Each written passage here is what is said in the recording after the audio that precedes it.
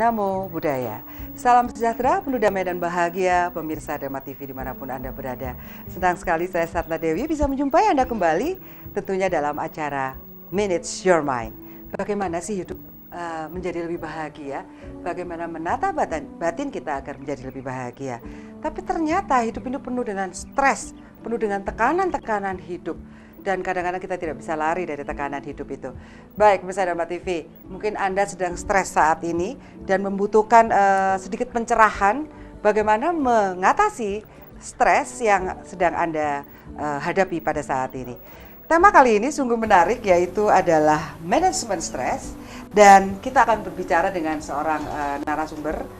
Beliau muda tapi ahli di bidangnya, yaitu Dr. Nindita Pinastikasari SPKJ. Beliau seorang dokter di spesialis psikiater, beliau seorang psikiater. Beliau dari staf medis fungsional RSJ Dr. Rajiman Weddio Diningrat Lawang. Baik, kita sapa Dr. Nindya, apa kabar? Kabar baik. Iya, monggo disapa pemirsa di rumah. Assalamualaikum warahmatullahi wabarakatuh. Rahayu untuk semua pemirsa yang ada di rumah. Salam kenal dengan saya, Dr. Nindita, cukup panggil Nin, dan saya akan bersama dengan Bu Satna untuk mengisi acara ini, membahas tentang manajemen stres. Iya, manajemen stres nih, kayaknya nih stres ini sesuatu yang sering kita alami ya, Dokter Nindita, dan tentunya pemirsa juga ya, sampai ada kalau orang Malang tuh bilangnya stres itu sutres, sutres hari ini. Apa sebenarnya yang dimaksud dengan pengertian tentang stres ini? Kok banyak sekali dialami oleh banyak orang di sekitar kita? Di sekitar kita. Jadi banyak sekali, Bu Satna, ya, nggak mungkin kita dalam hidup itu tidak mengalami namanya suatu periode stres. Tidak pernah satu orang pun luput dari kondisi stres ini. Nah, sebenarnya stres itu sendiri itu merupakan suatu kondisi yang dialami oleh seseorang, dan itu nantinya akan berpengaruh kepada fisik maupun psikisnya, sehingga pengaruh-pengaruh itu bisa mengganggu fungsi kehidupan sehari-harinya, dan itu bisa dipengaruhi oleh tekanan dari luar maupun dari dalam dirinya sendiri, begitu. Oh, jadi pengaruh dari luar? Iya. Atau dari dalam dirinya sendiri. Maksudnya yang dari luar bagaimana? Yang dari dalam sendiri itu bagaimana? Iya, dari luar maksudnya kalau misalnya kita punya beban pekerjaan seperti itu, kemudian kita tidak bisa mengatasi, tidak bisa memanage waktu, tidak bisa mengatasi bagaimana cara berkomunikasi efektif dengan orang lain, itu juga bisa membuat kita mengalami suatu stres. Kemudian kalau dari dalam diri sendiri, kadang kita tuh punya mimpi, keinginan yang tinggi sekali yang kemungkinan tidak bisa kita capai, itu juga bisa menjadi suatu sumber dari stres tersebut, seperti itu. Gitu ya, ambisius gitu. Ingin betul. Mendapatkan keinginan itu ternyata nggak nyampe gitu ya. Baik, tentunya hal ini pasti pemirsa mengalami di kehidupan sehari-hari, dan banyak sekali yang mungkin yang dihadapin oleh Dokter Nin tentang orang-orang yang gangguan stres ini. Iya. Banyak sekali. Banyak sekali. Kalau dalam kasus-kasus sehari-hari, banyak sekali yang kontrol ataupun konsultasi pertama kali dengan kami di Rumah Sakit Jiwa Dr. Rajiman Weddio Diningrat Lawang itu, misalnya keluhannya macam-macam. Ada yang keluhan fisik terlebih dahulu, kemudian periksa ke dokter lain, kemudian dokter umum misalnya, atau dokter spesialis penyakit dalam, atau mungkin dokter spesialis jantung, atau mungkin yang lain, tapi tidak ditemukan adanya gangguan ternyata seperti itu. Gangguan di fisik? Gangguan dalam fisik itu tidak ditemukan. Nah, ternyata setelah dikaji, kemudian akhirnya dia konsultasi ke bagian kami. Kalau sudah mentok, kemudian terasa kok tidak ada perubahan, dan dia merasa ada masalah dalam dirinya, kemudian baru berkonsultasi kepada kami. Nah, di situ baru kita lihat, oh ternyata memang ada stresor-stresor yang tidak bisa dia atasi. Nah, keluhannya itu bisa menjadi keluhan psikosomatis. Keluhan psikosomatis artinya keluhan itu yang awalnya berasal dari keluhan psikis bisa ditransfer karena tidak bisa mengatasi itu oleh otak, terutama di HPA aksis ada suatu sistem yang berkaitan dengan neurotransmitter yang merupakan senyawa dari otak, dari tubuh, itu akhirnya berpengaruh terhadap fisik seperti itu. Dan itu bisa dialami dari atas, dari kepala sampai ke ujung kaki, seperti itu. Ada penelitian mengatakan bahwa hampir 95% penyakit disebabkan oleh energi pikiran kita Iya, yang betul. tidak sesuai ya. Iya. Saya pernah baca buku penelitian itu. Iya, iya. Berarti memang benar ya, Betul. dokter Nin ya? Iya, betul. Nah, apa sih sebenarnya jenis-jenis stres itu, dokter? Iya, jenis-jenis stres itu ada 2 sebenarnya. Oh, cuma 2 ya? Iya, ada 2. Kalau dilihat ini cuma 2. Besarnya aja Iya, iya. gitu ya? Secara global ada 2. Sebenarnya banyak sekali jenis-jenis stres itu. Cuma kalau secara garis besar itu ada 2. Jadi yang pertama itu eustress. Jadi eustress itu adalah suatu kondisi stres di mana seseorang itu mampu mengatasi kondisi stresor yang dialaminya, kemudian tidak mengalami gangguan fungsi hidup sehari-hari karena dia mampu mengatasi itu. Kemudian yang ketiga, tidak menimbulkan gangguan fisik maupun psikis karena dia mampu mengatasi itu. Nah, kemudian yang kedua adalah distress. Nah, distress ini adalah kondisi seseorang yang tidak mampu mengatasi stresor sehingga bisa menimbulkan gangguan fungsi sehari-hari, kemudian fungsinya kalau tidak sampai terganggu penuh itu bisa terganggu secara sebagian juga, jadi masih bisa beraktivitas seperti biasa tetapi sudah mulai ada gangguan-gangguan kecil-kecil yang dialami. Kemudian sudah pada akhirnya kalau tidak bisa diatasi dalam waktu yang lama bisa mengalami gangguan secara fisik maupun psikis tadi.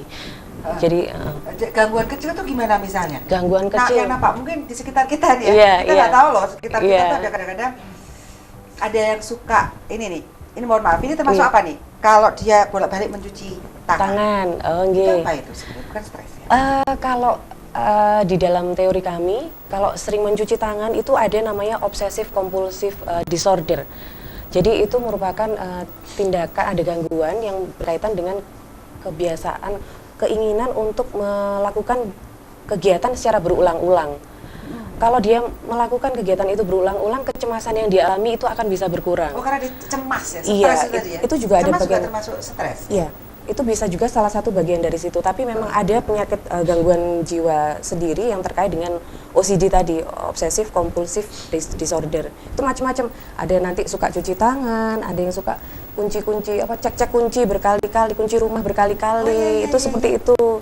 Macam-macam sekali ya. Ada yang nggak mau pegang HP karena kotor. Iya, saking takutnya kalau Kena ada bakteri kuman itu ya, seperti- seperti iya. itu ya? Sehingga dia cuci tangan berkali-kali supaya nggak bakterofobi. Jadi dia takut sekali dengan bakteri atau kuman-kuman seperti itu. Itu bisa nggak terjadi? Ini pernah ada yang bertanya Iya. kepada saya, seorang Iya. bapak yang anaknya itu tiba-tiba Iya. di usia 33 tahun Ini tiba-tiba melakukan OCD tadi.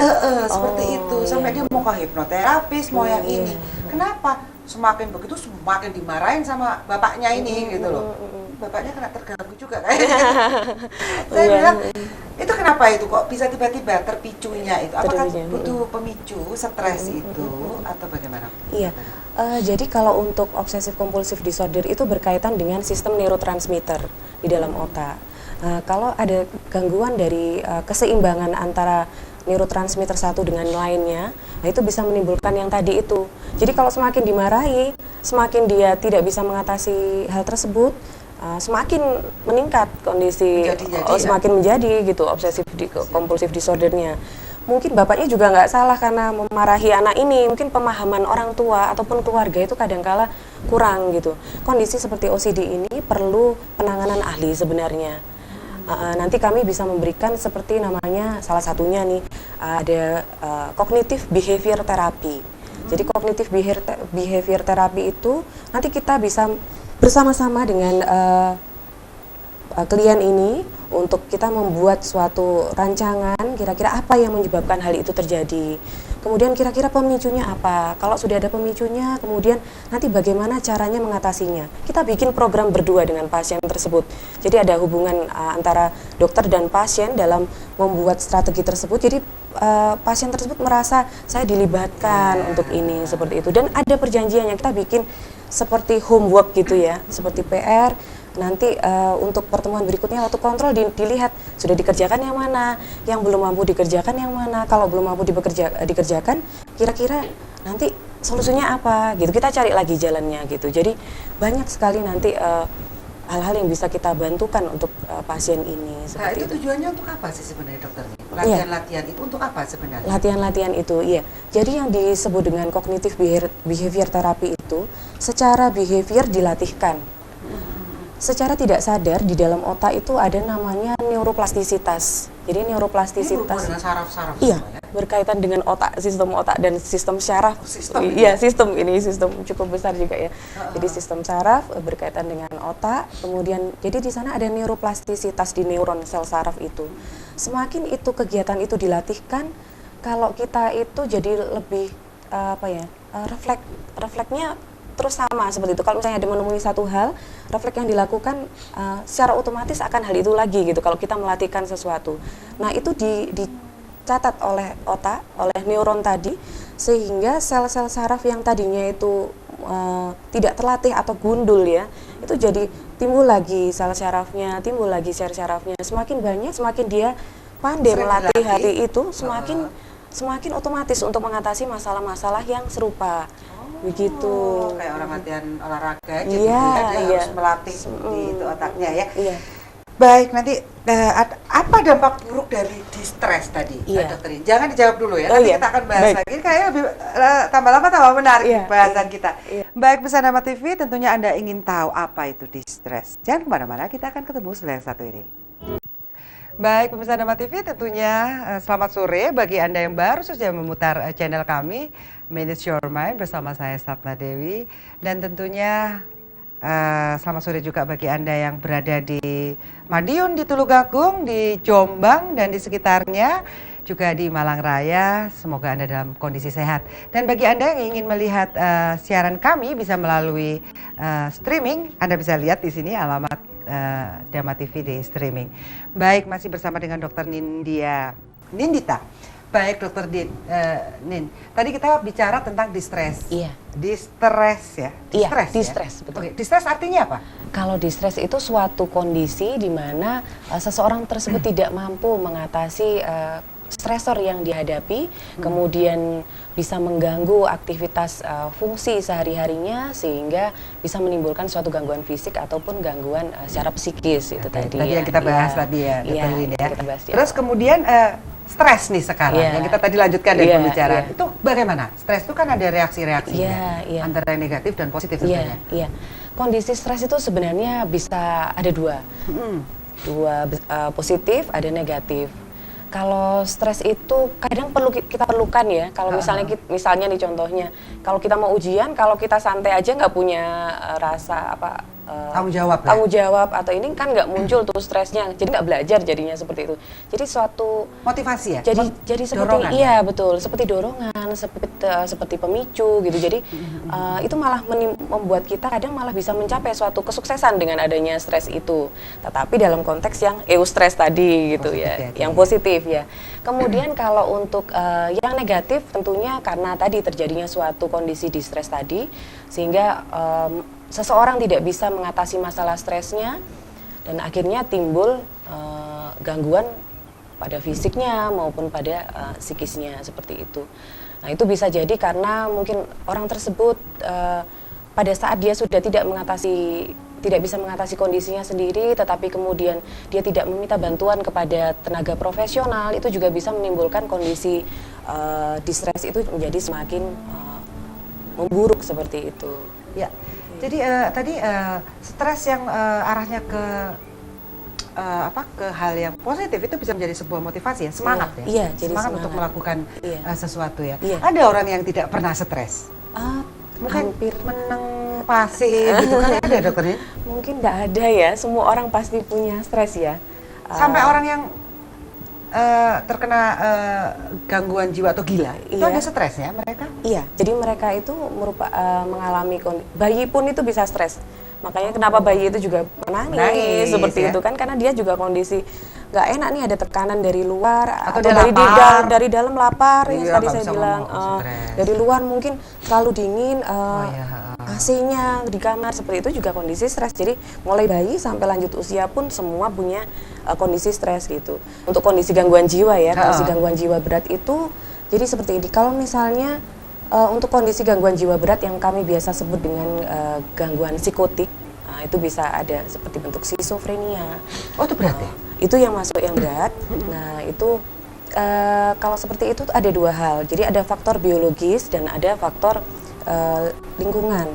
Jadi kalau untuk ada faktor biopsikososial kalau kami kenal.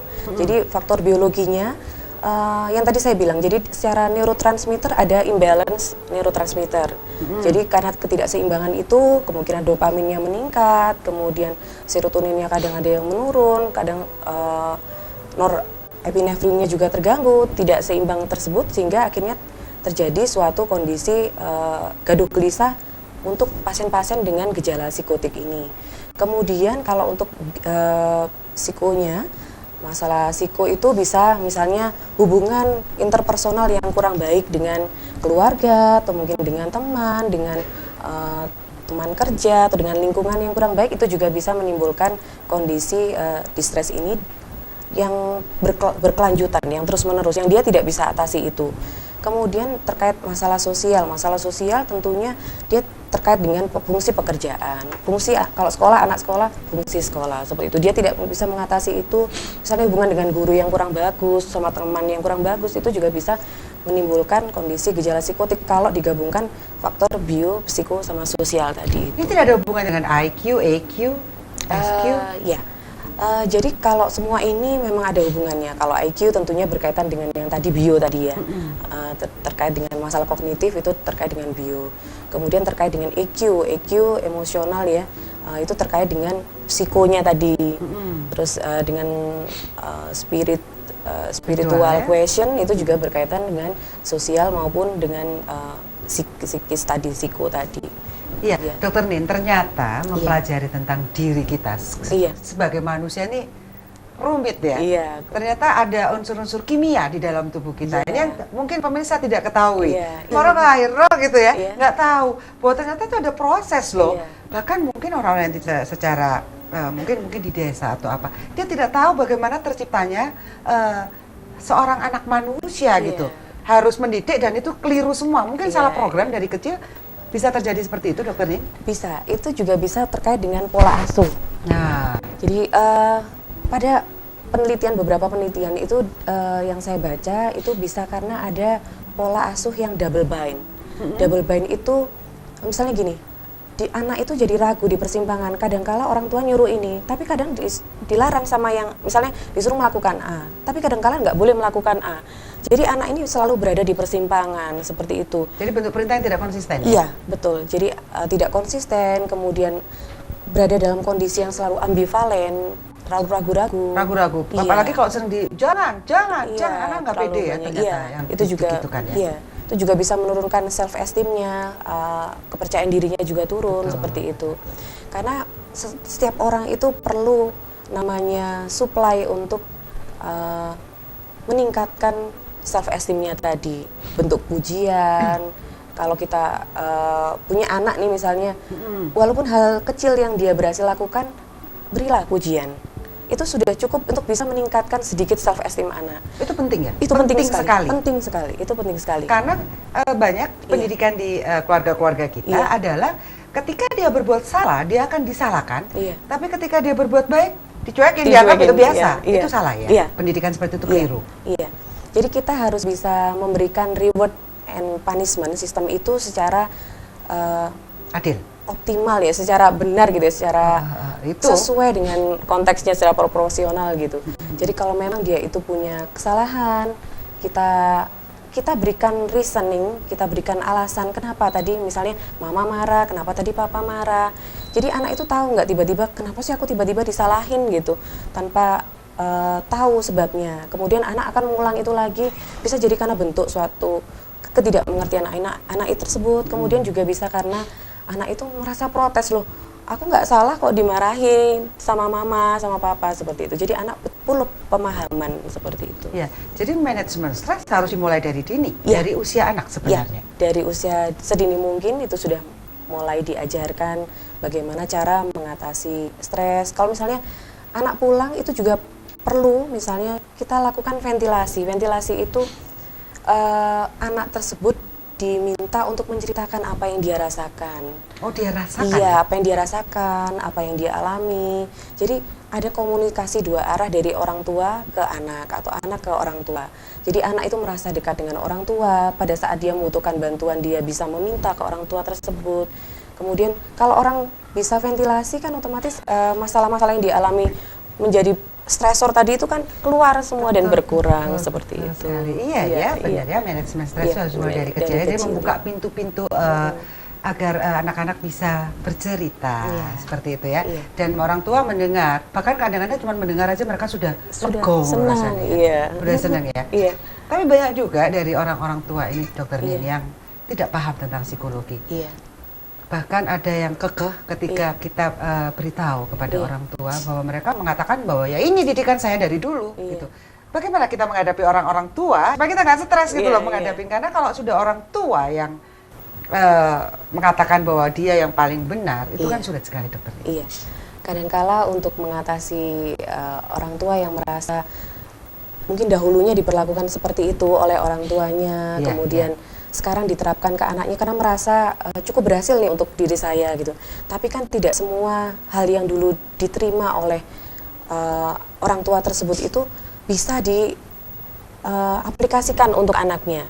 Anak itu punya ketahanan ego atau ego strength, kekuatan ego mungkin akan berbeda dengan orang tuanya. Kekuatan ego masing-masing orang kan berbeda. Ada orang yang kuat menahan seperti itu, ada orang yang nggak kuat mengalami seperti itu. Jadi memang perlu perlu edukasi kalau seperti itu pada orang tua.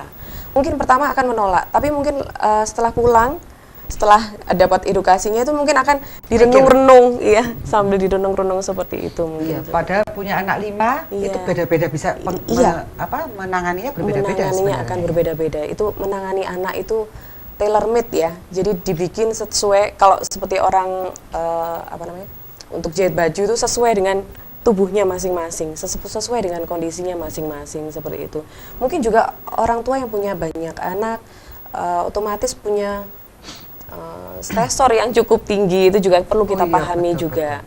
Orang tua yang dengan kondisi distres seperti itu perlu juga melakukan konseling sehingga bisa melakukan yang tadi saya bilang, ventilasi. Nggak cuma anak aja yang butuh ventilasi, nggak cuma anak aja yang perlu untuk diberikan praise gitu ya, diberikan pujian. Pada saat orang tua itu benar melatih anaknya atau mendidik anaknya, kita berikan praise seperti itu. Jadi ada suatu kepercayaan diri dari orang tua tersebut bahwa oh yang ini yang benar, yang ini yang salah, seperti itu. Terus juga di antara pasangan tentunya. Ya, tentunya di antara pasangan juga. Sebentar Dokter, kita akan bahas lagi. Ini saya banyak sekali pertanyaan.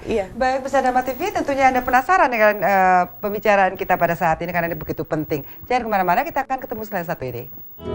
Baik, pemirsa Dharma TV, tentunya masih bersama saya Satna Dewi dengan Dokter Nindita, seorang psikiater dalam manajemen stres. Tadi saya sudah pengen ngobrol aja lagi nih. Tadi udah pengen tanya-tanya lagi nih. Tadi kita ngomong apa ya Dokter Sin ya?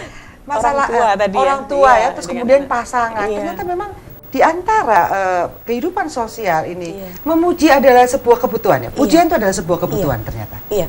Betul, jadi di antara pasangan pun itu sama, jadi harus ada komunikasi efektif. Komunikasi efektif itu komunikasi yang dua arah dan bisa dimengerti dan bisa diterima oleh baik itu suami maupun istri. Kok wangel ya? Banyak yang cerai loh. Loh iya. Itu kenapa gitu? Kok iso ngomong gak iso dipahami gitu? Gimana? Kalau kan ada kasus-kasus yang seperti itu. Banyak kasus ya. Misalnya nih, kalau dulu waktu pacaran itu kan misalnya jauh di mata, tapi dekat di hati. Hubungannya dalam sekali. Saling memberi gitu ya. Tapi kalau sudah punya, mungkin sudah surat nikah gitu ya, jadi lupa. Kalau dulu jauh di mata, dekat di hati. Kalau sekarang dekat di mata, jauh di hati gitu. Dekat di mata, jauh di hati, sibuk HP ya. Iya. Apalagi sekarang musim gadget ya, sering sibuk dengan ini gadget sendiri. Kemudian jadi lupa komunikasi dengan keluarga. Kemudian lupa memuji mama cantik hari ini, seperti itu mungkin. Itu penting ya? Iya. Di dalam membina sebuah hubungan ya. Atau mungkin papa perhatian banget sih sama mama, itu seperti itu. Hal-hal kecil itu, tapi kita tuh punya namanya healthy narcissistic. Jadi healthy narcissistic. Iya, narcissistic itu suatu bentuk seseorang itu ingin diakui seperti itu. Nah, itu mulai siapapun, semua orang perlu healthy narcissistic itu didapatkan dari itu tadi, bentuk pujian seperti itu, kemudian dia bisa melakukan ventilasi sama orang lain seperti itu. Jadi perlu namanya kemampuan interpersonal itu harus bagus sekali untuk orang supaya bisa mendapatkan healthy narcissistic tadi. Eksistensi diri ya? Iya. Jadi ada bentuknya nantinya berujung pada suatu eksistensi diri tadi. Eksistensi diri sebagai makhluk sosial sebenarnya. Kalau kita tidak berhubungan ya nggak apa-apa, jatuh nyepi gitu ya. Kan nggak ada hubungannya. Karena ini kita berhubungan sebagai makhluk sosial, itu masih penting ya. Iya. Masih kita butuhkan hal itu ya. Jadi Dokter Nin, berarti bahwa jika kita ingin membenahi generasi muda kita, itu harus dimulai dari orang tua ini dulu. Iya, bisa. Kalau kita biasanya seperti ini, karena kalau dari biasanya kita mulai dari anak-anak sekolah. Kita sekarang sudah mulai turun, misalnya memberikan pendidikan kesehatan jiwa dasar kepada anak-anak. Misalnya kan kadang sekarang banyak ya seperti penggunaan narkotika, kita kemudian bahaya HIV, AIDS, itu sering kali kita sudah mulai sosialisasikan pada anak-anak. Kemudian kita juga sudah mulai membuat suatu program, jadi anak dan remaja ini sudah diajari cara mendeteksi kalau ada kondisi-kondisi seperti kecemasan, kemudian kondisi depresi, terus masalah-masalah relasi dengan orang lain, dengan keluarga, dengan siapapun. Kalau misalnya nanti salah satu temannya ada yang punya masalah seperti ini, dia langsung mengajak ke tenaga profesional. Itu sudah mulai kita latihkan. Oh gitu ya? Iya. Tenaga profesional berarti harus ke tempat psikiater ya? Atau psikolog? Bisa psikiater, bisa psikolog. Kemudian kalau di tempat kami di Rumah Sakit Jiwa Dr. Ajiman Widyodiningrat Lawang, kita nggak hanya melayani untuk pasien-pasien yang dibilang cuma ngamuk-ngamuk, enggak ini yang penting disampaikan kepada pemirsa loh Dokter Nin, karena ada orang yang mengatakan saya tidak terkena gangguan jiwa, saya nggak gila kok, padahal dia kena schizophrenia gitu. Ini loh menerangkan kepada masyarakat, coba Dokter Nin, bahwa ternyata di RSJ itu bukan hanya untuk itu saja. Jadi kami untuk para pemirsa sekalian, jadi kami di Rumah Sakit Jiwa itu tidak melayani hanya untuk gangguan jiwa berat, untuk gangguan jiwa yang ringan atau sedang pun kami melayani. Selain itu tidak ada gangguan jiwa pun, misalnya ada masalah rumah tangga, kemudian masalah dengan teman kantor atau masalah apapun yang lain, ataupun misalnya mau tes bakat minat untuk tes pegawai, tes apapun kami menyiapkan di sana. Ada psikolog, ada psikiater, kemudian ada ahli-ahli yang lain yang bisa membantu kita. Jadi kita tidak hanya, kan sekarang seringkali di stigma bahwa rumah sakit jiwa hanya untuk gangguan jiwa berat yang ngamuk-ngamuk, padahal tidak. Kita di sana itu bisa melayani untuk tes-tes untuk anak masuk sekolah, itu juga bisa di sana gitu. Nah, sekarang yang paling ringan yang terjadi di sekitar kita adalah kekhawatiran dan kecemasan yang berlebihan. Kadang Dokter Nin, kekhawatiran ini apa sih sebenarnya gitu, kok nggak bisa diolah dengan logika gitu loh kadang-kadang gitu. Apa ini sebenarnya? Kalau bentuk kecemasan itu sebenarnya adalah suatu kondisi di mana seseorang itu merasakan rasa takut, rasa cemas yang berlebihan akan sesuatu yang sebenarnya itu tidak mengancam dirinya. Kalau misalnya kita bertemu ular ya, wajar kita takut karena itu memang mengancam kita gitu. Tapi kalau kecemasan yang berlebihan itu sebenarnya sesuatu hal yang mungkin tidak mengancam jiwa kita, tapi rasa cemas itu ada terus-menerus. Dan itu tuh gimana tuh? Kenapa itu? Kok dikuasai ya dengan rasa itu ya? Itu karena itu tadi. Jadi ada beberapa hal yang terkait dengan kondisi distres tadi. Itu kan bisa menimbulkan gangguan-gangguan kejiwaan maupun gangguan psikis. Kalau gangguan kejiwaan bisa timbul cemas dan depresi. Kalau cemas, kondisi cemas terus-menerus sampai ada keluhan fisik, misalnya pusing, mual, kemudian dada berdebar, terus jantung deg-degan seperti itu, kemudian tegang, kadang sampai nyeri di kaku kuduk seperti itu. Kemudian ada kalau anak sekolah mau ujian, biasanya diare, mules atau mungkin kalau berantem sama pasangan jadi susah buang air besar seperti itu, atau mungkin jadi menurun dorongan seksualnya seperti itu, atau mungkin ujung-ujung jari jadi dingin seperti itu juga bisa. Jadi makan terus ada nggak? Oh bisa itu. Itu bentuk dari dampak distres yang berkaitan sama perilaku.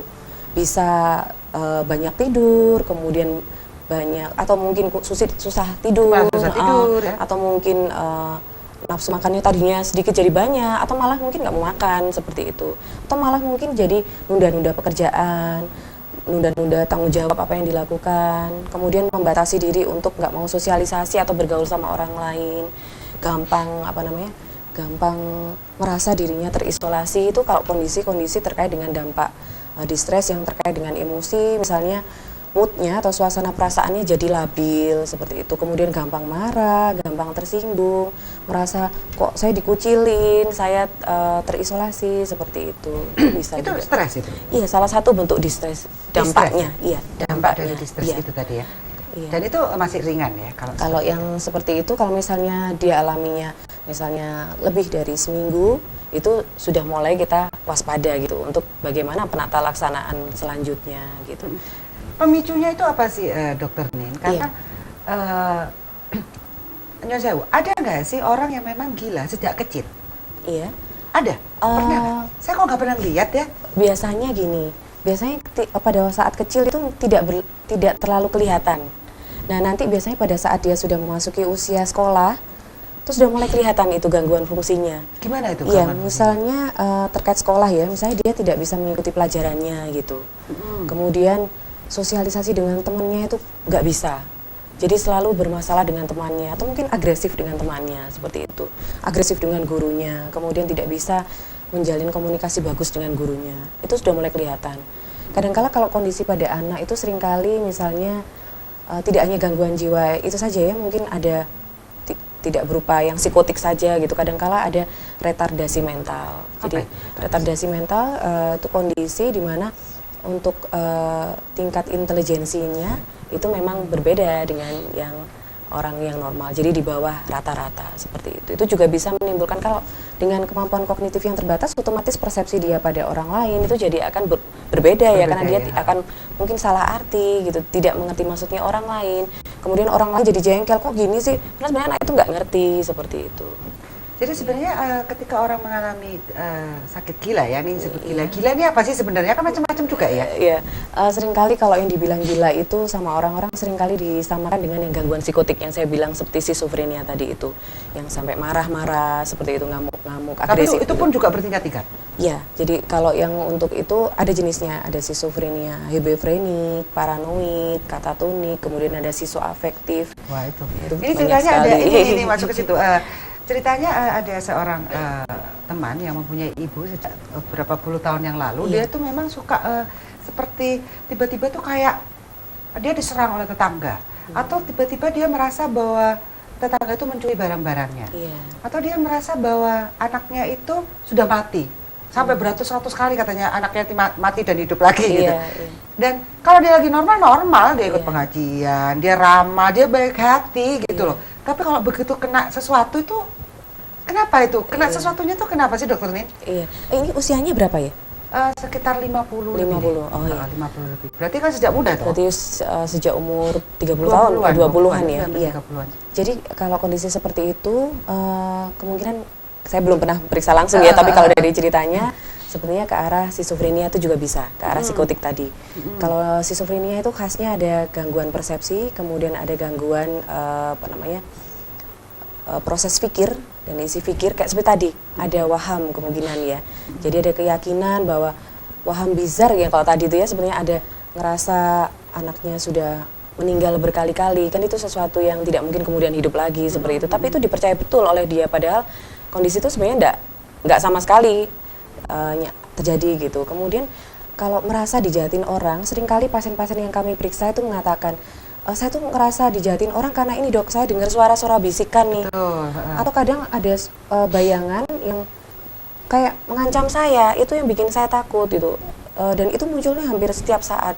Kita bisa bayangkan kalau misalnya hal itu muncul setiap saat, betapa mengganggunya. Saya tanya, seperti itu perasaannya bagaimana? Saya terganggu sekali dok dengan itu, sampai saya nggak bisa tidur, saya nggak bisa melakukan pekerjaan yang sebelumnya saya kerjakan seperti itu. Nah itu terkait dengan yang tadi saya bilang, berkaitan dengan neurotransmitter. Jadi kondisi biologis tadi itu terkait dengan imbalance dari neurotransmitter. Ada unsur kimia yang terganggu ya? Iya. Dan itu kedokteran sudah menemukan zat-zat yang bisa menyeimbangkan kembali? Jadi kita kalau untuk kondisi-kondisi yang berat seperti ini, kita menggunakan obat-obatan, psikofarmaka namanya. Jadi nanti kita memberikan suatu obat namanya antipsikotik. Jadi di situ itu ada untuk mengatur imbalance tadi. Kalau misalnya dopaminnya terlalu tinggi, kita atur supaya berada di garis yang normalnya.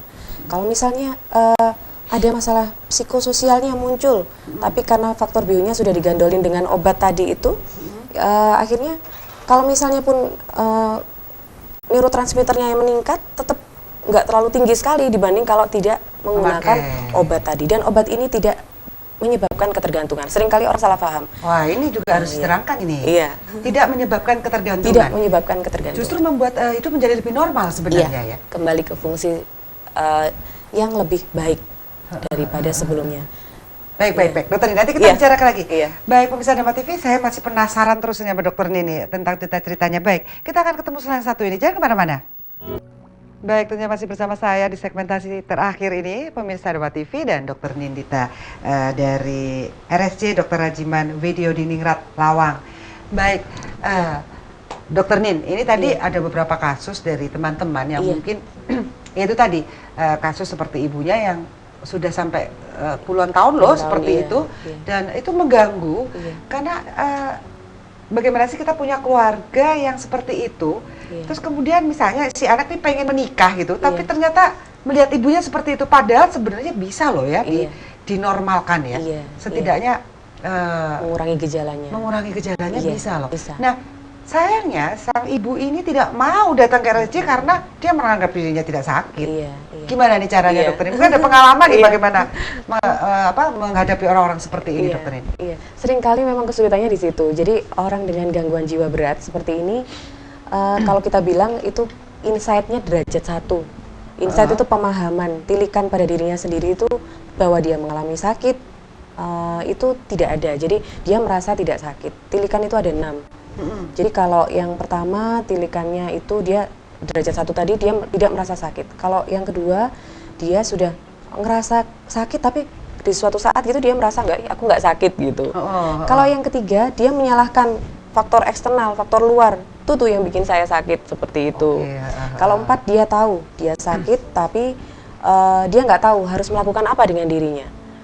Kalau yang kelima dia tahu dia sakit tapi dia tidak menggunakan pengalaman sebelumnya itu untuk mengatasi gangguan itu. Kalau yang derajat 6, itu yang paling tinggi, insight itu. Jadi dia tahu apa yang dialaminya, dia merasa sakit, kemudian dia memakai pengalaman dan pengetahuan yang dia peroleh dari pengalaman sebelumnya itu untuk dia mengatasi masalah yang dia alami seperti itu. Nah, untuk kondisi ini memang agak susah ya Bu Satna. Jadi sering kali banyak sampai keluarga-keluarga itu membawa orang-orang yang ditakuti oleh pasien ini gitu supaya mau dibawa ke RSJ seperti itu.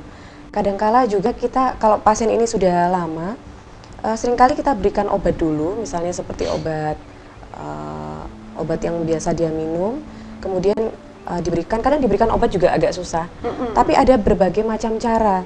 Jadi kalau dia sudah masuk ke RSJ, kan dia curiga tuh misalnya dengan makanan atau minuman. Betul. Kalau misalnya nanti dikasih obat, dia juga curiga gitu. Ada obat tetes, jadi yang bisa dimasukkan ke dalam minumannya yang tidak terlalu berasa. Jadi nanti lama-lama kan obatnya itu masuk, dalam berapa lama itu bisa membuat pasien ini menjadi lebih baik kondisinya, kemudian pemahaman akan lingkungannya juga membaik karena gangguan persepsinya teratasi, gangguan proses pikirnya teratasi. Jadi akhirnya lama-lama dia nanti insight-nya membaik tadi, semakin lama semakin membaik gitu. Apakah dia menyadari bahwa dia menjadi lebih baik dari kemarin? Kadangkala lupa aja gitu. Kadangkala kalau pasien-pasien dengan gangguan jiwa ini seringkali untuk masalah ingatan itu masih cukup baik. Iya. Jadi dia bisa mengingat hal-hal yang sebelumnya terjadi, misalnya marahnya karena apa, terus dahulu kondisinya seperti apa gitu. Tapi kalau misalnya kondisi ini sudah berlangsung lama, kemudian tidak diatasi, otomatis kognitifnya terpengaruhi, jadi ikutan menurun. Nah di sini kemunduran yang progresif ini bisa terjadi seperti itu. Itu jadi daya ingatnya juga bisa terpengaruh di memorinya. Jadi kayak komputer hang ngono ya wis Iya, gak jelas ya. lama-lama Lama-lama dia banyak ya, yang rusak seperti memorinya itu nggak ya. ini ya. Kalau tidak diatasi dengan benar. Tapi kalau dengan pemberian obat tadi, ada beberapa obat yang saat ini kan sudah cukup banyak sekali obat itu dan tidak menyebabkan ketergantungan yang saya bilang tadi. Kalau yang menyebabkan ketergantungan itu obat itu semakin lama semakin digunakan, semakin ingin menambah dosisnya. Itu tandanya. Tapi kalau obat-obat yang kami berikan untuk antipsikotik, orang tuh malah ingin nggak minum obat, itu tandanya bahwa ini tidak menyebabkan ketergantungan seperti itu. Tetapi orang ini harus menggunakan obat ini supaya syaraf-syaraf di dalam otaknya tadi itu juga semakin membaik. Jadi ada di dalam beberapa obat yang baru itu ada juga di sana potensinya untuk memperbaiki sel-sel yang rusak seperti itu. Walaupun tidak banyak sekali, tapi ada potensinya seperti itu. Bisa memperbaiki ya. Berarti Bisa suatu memperbaiki. harapan positif ya Iya, untuk untuk penderita-penderita ini. gangguan jiwa pemirsa. Iya. Dan satu lagi, apakah anak indigo Iya. itu juga punya kelainan di sarafnya? Untuk anak indigo memang saya belum terlalu banyak membaca ya, tapi yang saya tahu dia memiliki kemampuan khusus. Kan kemampuan manusia ada macam-macam ya, ada yang kemampuan visuospasialnya tinggi, kemampuan eksekutifnya tinggi, atau kemampuan yang lain yang tinggi. Kemungkinan anak-anak indigo ini punya kemampuan di situ, salah satu itu yang tinggi sekali gitu, yang dominan, sehingga dia bisa mengetahui apa yang belum terjadi, mungkin seperti itu gitu. Nah, mungkin apakah orang yang mengalami Schizophrenia itu iya. punya juga indigo? Mungkin enggak? Kalau yang Karena seperti itu, jadi enggak? Soalnya dia merasa gitu, Iya. seperti dia bisa melihat kejadian yang akan datang. iya. Dia bisa mengatakan begitu gitu loh. Iya. Jadi rancu nih antara Ini indigo gangguan atau jiwa sama schizophrenia indigonya itu. iya. Kalau kita bisa melihat schizophrenia itu begini mungkin. Kalau schizophrenia itu sampai mengganggu fungsi. Intinya begitu, dengan ada fungsi kehidupan sehari-hari. Oke. Iya. Kalau anak indigo mungkin dia masih bisa banyak melakukan fungsi sehari-hari dengan cukup baik dan tidak terganggu, mungkin seperti itu. Tapi kalau kondisi schizophrenia itu, dia merasa dia bisa melihat sesuatu yang akan datang dan sebagainya, tapi fungsi sehari-harinya terganggu. Pekerjaan udah nggak bisa, sosial nggak bisa, pendidikan tidak bisa, merawat diri juga tidak bisa, biasanya seperti itu. Jadi tandanya kita lihat dari bagaimana kemampuan fungsinya. Tapi ini merawat diri bisa, Iya. dia berjualan, Bisa. dia buka warung, dia ngelayanin, dia ikut Iya. pengajian. Tapi pada saat itu indigo, itu tadi lah Iya. ini harus diteliti ya. Iya. Dokter, Kalau untuk schizophrenia pada saat sudah menggunakan terapi-terapi baik itu psikofarmaka maupun non psikofarmaka itu misalnya seperti psikoterapi suportif, psikoedukasi, kemudian ada yang lain misalnya psikoterapi yang lain kan banyak sekali jenisnya itu. Ya. Nah itu kalau misalnya sudah menggunakan itu, kemudian ada terapi psikofarmakanya juga teratur, otomatis jadi kondisinya membaik. Jadi bisa aktivitas sehari-hari. Banyak sekali pasien-pasien schizophrenia yang sudah mendapatkan terapi-terapi itu kembali berfungsi baik seperti biasanya.